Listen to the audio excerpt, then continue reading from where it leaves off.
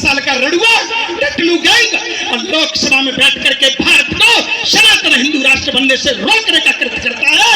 ऐसे लोगों को मैं विराट हिंदू सम्मेलन की मंच से स्पष्ट भारत सरकार से कहना चाहता हूं, तात्कालिक, क्योंकि इसकी नक्सली दादी ने 1975 में इस देश पर इमरजेंसी लगाई थी, उसी प्रकार से तात्कालिक इमरजेंसी लगाकर भारत को हिंदू राष्ट्र घोषित करना चाहिए या नहीं? हाथ करनी चाहिए।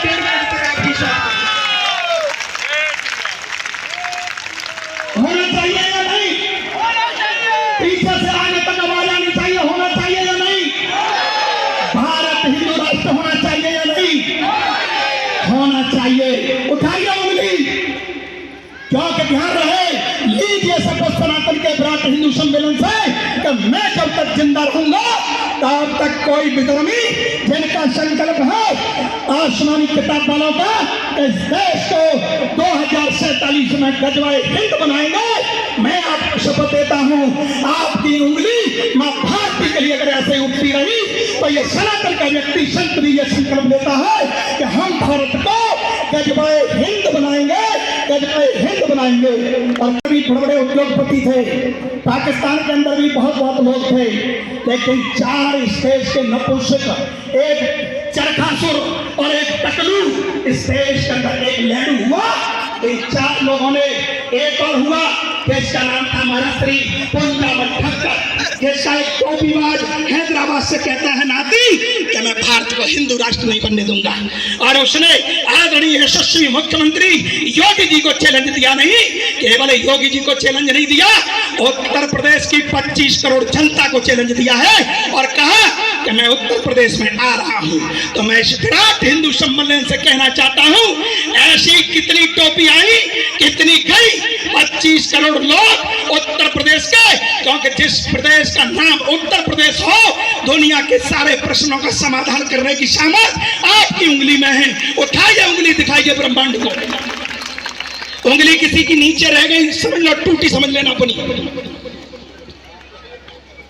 बताइए आपकी उंगली की ताकत का क्या परिणाम है? आपकी उंगली का परिणाम है ऐसी टकलू गैंग जो आज नाना प्रकार से लोकसभा में राष्ट्र की सनातन सरकार को विपदाएं डालती है।